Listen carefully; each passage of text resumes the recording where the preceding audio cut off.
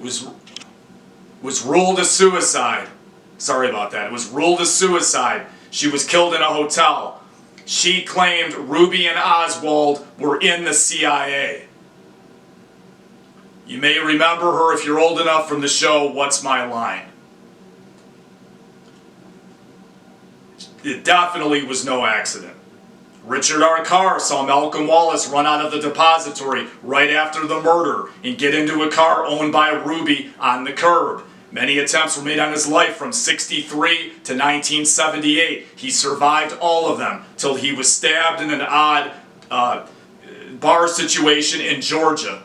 They tried to run him out of Dallas. He was later killed under odd circumstances.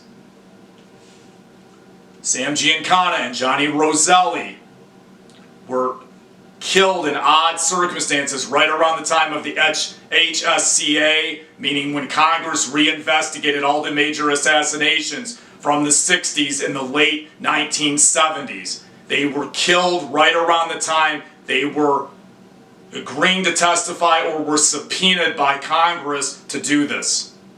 Roselli was known as Colonel Royalston and other names in the CIA. Giancana may have also had code names within the agency. They both died under odd murder scenarios. None of this is a coincidence, folks. None of it. Don't buy into that. It's not a coincidence. Okay, on to other things about the murder.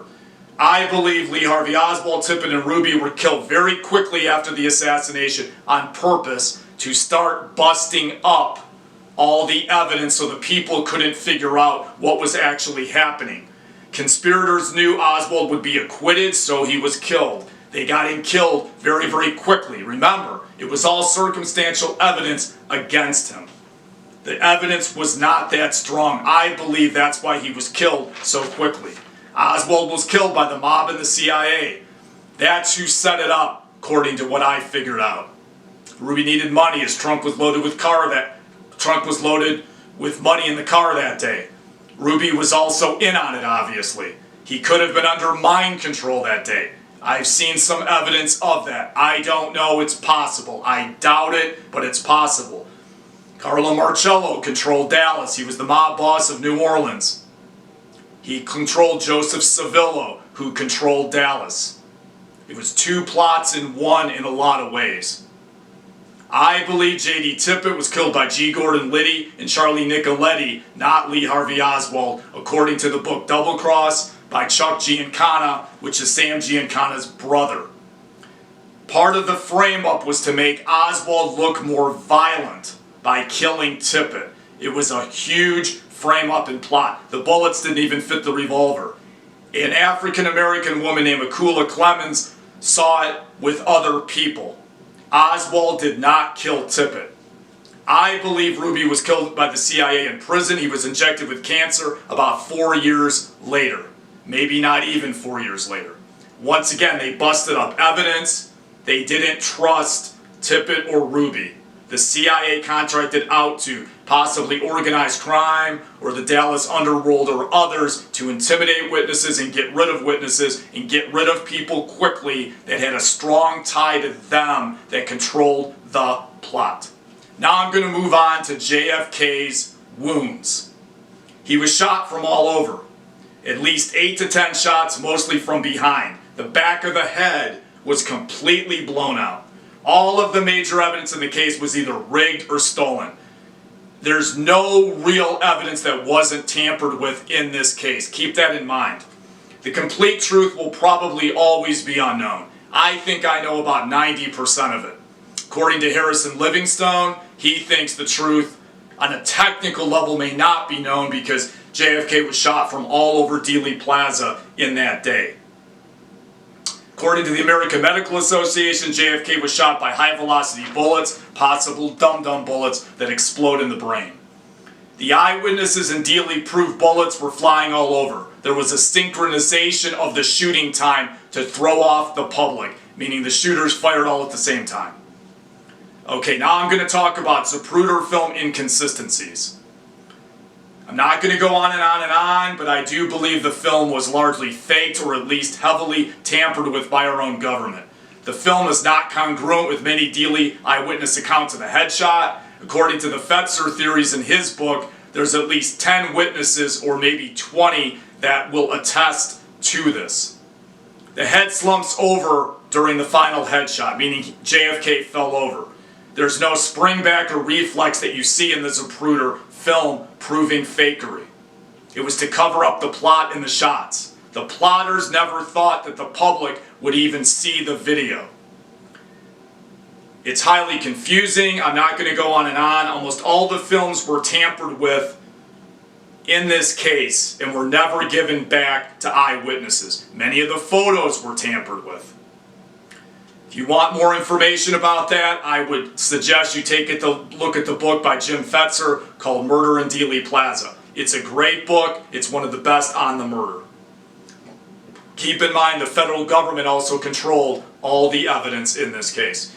I'm going to talk a little bit now about the subsequent inquiries to the assassination in the late 70s. They're all whitewashed by the government. The HSCA tried to blame it all on the mob when it came to almost all these assassinations in the late 70s. It's not reality. The only real investigations are done by independent people like me, and a great example of that was Jim Garrison in New Orleans, and they tried to destroy him for it.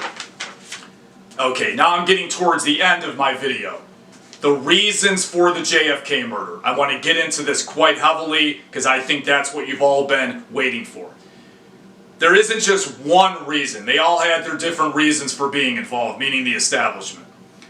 Number one, he wanted to nix the CIA, which means the plot goes right up to the top of the CIA with Allen Dulles. He wanted to end the Federal Reserve System, which the international bankers and domestic bankers did not want, which also suggests globalists and the international bankers may have been in on it. He wanted to get out of Vietnam. There was $300 billion in the Vietnam War. He wanted to reverse the foreign policy of the entire government. He wanted to end the oil depletion allowance in Texas, which would have hurt the interests of big oil in Texas. People like H.L. Hunt, Murchison, and the Bushes. He wanted to allow oil imports in the U.S. to decrease the cost of oil, which would have also heavily hurt their interests. He wanted a possible reform of the FBI by firing J. Edgar Hoover. I believe Hoover was in on the murder. Him and his brother also wanted to eliminate the mob, which was a big threat to also the CIA because they worked together. All of these things come together. The military-industrial complex people all had their own reasons for involvement, just like the CIA. It was the ultimate black op for them in the CIA. How was this done? Well, here's the big players that I think were involved. LBJ sold out to CIA right-wingers to do it and stay out of jail. The Bobby Baker and Billy Solestis scandals in Texas with the Department of Agriculture scandal down there were a big problem for LBJ at the time. LBJ was totally corrupt, and this was his last chance to stay out of the slammer. The whole Texas machine in both parties hated Kennedy. The Bushes, Johnson, Nixon were all connected to that machine and that money. At the time, George H.W. Bush was in the CIA and very anti-Kennedy. Bush launched his political career after the murder. According to Barr McClellan, LBJ, Ed Clark, and Malcolm Wallace set up the logistics of the murder in Dallas. McClellan wants the psychological records of LBJ released. He also wants the legal records of LBJ's connection to Ed Clark released. Ed Clark was basically a fixer in Dallas. It's long rumor that LBJ had a nervous breakdown after the murder. McClellan thinks if his psychological records were released, it would blow the lid off everything and prove what actually completely happened. Dallas controlled the message because LBJ controlled Dallas. The Johnsons made $20 million off the Vietnam War. You may not know that. They had a lot of Bell helicopter and Brown Root stock. D.H. Byrd, who was an oil man who hated Kennedy, owned the Texas School Book Depository. Boris Pash was in Dealey with LBJ the day of it. Photos prove it. He controlled the CIA assassinations programs for the entire government. Coincidence? I doubt it. Okay, now I'm going to talk about the deathbed confession of E. Howard Hunt in 2007. from a Jim Marrs interview with his son St. John Hunt from YouTube. According to E. Howard Hunt, LBJ was in on it. The CI men of David Morales, Bill Harvey, and Cord Meyer Jr. were also in on it. He claims Corsican gunmen were involved. Oswald was framed, according to him. He had nothing to do with it. Hunt describes a party the night before the murder at oilman Clint Murchison's estate. It's been corroborated by many people like me and other famous researchers like Jim Fetzer. It tends to show up in all the major assassinations books. The servants there expose it. According to my research, J. Edgar Hoover, Richard Nixon, LBJ, Clint Murchison, George H.W. Bush, George Brown, and John J. McCloy from the Warren Commission were all there. Many of them, including Bush 1, took part in the death toast of Kennedy the night before the murder. It's basically accepted fact that this happened. Hunt also corroborated that Cliff Carter, Malcolm Wallace, David Atlee Phillips, who was in the CIA, had all been involved. Phillips also goes by the alias Philip Agee, among others. Mark Lane placed a lot of the blame on George H.W. Bush based on a Hoover FBI memo that proves he was in the CIA. Bush tried to set up 2 alibis for the murder. He was a made man by the Texas Democrats. According to Lane, John Beers had photos of Bush, Hunt, and E. Howard Hunt and Dorothy Hunt's wife and Dealey getting arrested right after the murder. I believe Dorothy Hunt, who often accompanied E. Howard Hunt on his CIA craziness, ID'd Oswald on the bus. It was part of the setup. The photos were corroborated by other researchers such as Fetzer and Russ Baker. Prescott Bush hated Kennedy and may have pulled Bush 1 into the plot.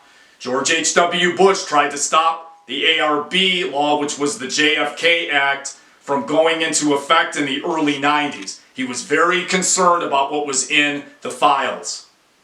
Dallas Police Chief Jesse Curry had photos of Bush being arrested in Dealey after the murder. He wrote about it in his book, JFK Assassination File. Supposedly these photos were in there. I could never afford the book. It's a historical relic. But there are photos of Bush and Lansdale in Dealey together. This is all corroborated. It was the first major book on the assassination in the country right after it happened. According to Fetzer, CIA man Pushpenny was photographed in Dealey, among others that I had mentioned earlier.